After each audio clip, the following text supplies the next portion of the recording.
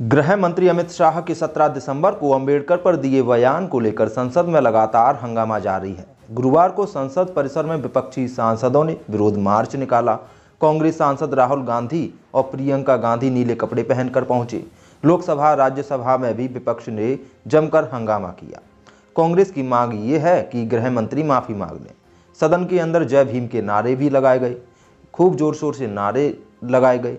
साथ ही अमित शाह से इस्तीफे की मांग भी की जा रही है कि वे इस्तीफा दें। तो नमस्कार, मैं हूं कुलदीप तिवारी। द खबरी मंच में आपका स्वागत है। अब इतना शोर शराबा हो क्यों रहा है, पहले आप ये वीडियो देख लीजिए। अमित शाह ने ऐसा क्या कह दिया जो इतना शोर शराबा हो रहा है। मान्यवर, अभी एक फैशन हो गया है, आम्बेडकर आम्बेडकर आम्बेडकर आम्बेडकर आम्बेडकर आम्बेडकर। इतना नाम अगर भगवान का लेते तो 7 जन्मों तक स्वर्ग मिल जाता। अच्छी बात है ना। सुनिए तो। संसद में केंद्रीय गृह मंत्री अमित शाह के संविधान पर चर्चा के दौरान एक लंबे भाषण के इस छोटे से अंश को लेकर ऐसा हंगामा हुआ, इतना हंगामा हुआ कि संसद की कार्यवाही स्थगित करनी पड़ी। इस बयान के बाद देश भर में राजनीतिक और सामाजिक संगठनों में उबाल आ गया। इसे बाबा साहब अंबेडकर के प्रति सम्मानजनक बताया जा रहा है। बस इसी को मुद्दा बनाकर कांग्रेस सरकार पर हमलावर है और चौतरफा विपक्ष सरकार को घेरने का प्रयास कर रही है। इस बयान में अंबेडकर का अपमान देख रहे हमलावर विपक्ष को जवाब देने के लिए अमित शाह बुधवार को प्रेस कॉन्फ्रेंस करते हैं और बताते हैं ये कांग्रेस का षड्यंत्र है। कांग्रेस ने मेरे बयान को तोड़ मरोड़ कर जनता के सामने बहुत छोटा सा भाग काट कर रखा और भ्रांति फैलाने का प्रयास किया। तथ्यों को तोड़ मरोड़ कर समाज में झूठ फैलाना कांग्रेस की पुरानी आदत रही है। बाबा साहेब अंबेडकर जी को पूरी ताकत लगाकर चुनावों में हराने से लेकर उन्हें भारत रत्न नहीं देने वाली कांग्रेस पार्टी ने हमेशा उनका अपमान किया है। इसी दौरान अमित शाह ये भी कहते हैं खरगे साहब को अभी 15 साल तक वहीं बैठना है जहां भी बैठे हैं। वे सीधा कहते हैं मैं इस्तीफा दे भी दूंगा, तब भी आप 15 सालों तक विपक्ष में ही रहेंगे।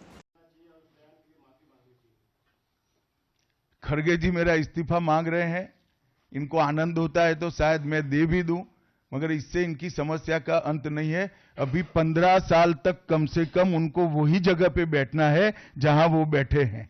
खरगे साहब, मेरे इस्तीफे से आपकी दाल नहीं गलने वाली है।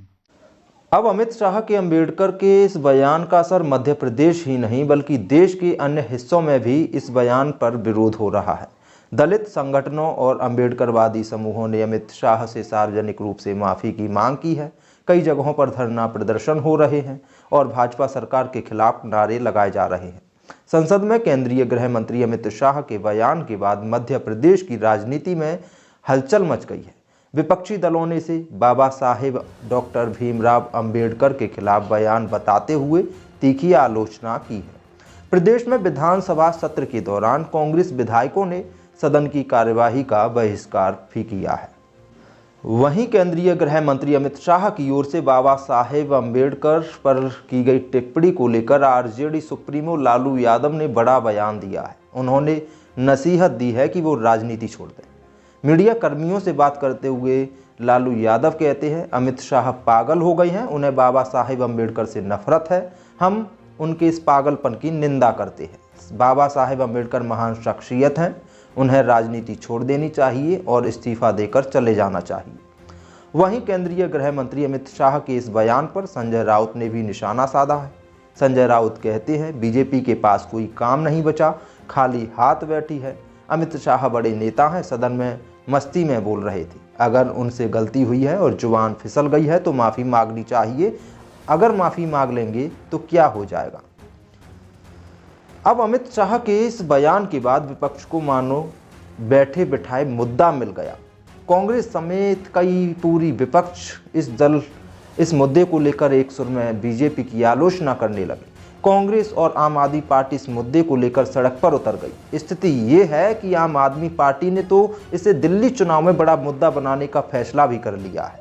विपक्षी दल तो बाबा साहेब का अपमान नहीं सहेगा, हिंदुस्तान के नारे को बुलंद करने में जुट गए। अमित शाह के इस बयान का असर चुनाव पर क्या पड़ने वाला है, तो आपको बता दें, चुनाव से पहले कौन सा बयान किस दल पर भारी पड़ जाए ये कोई नहीं जानता।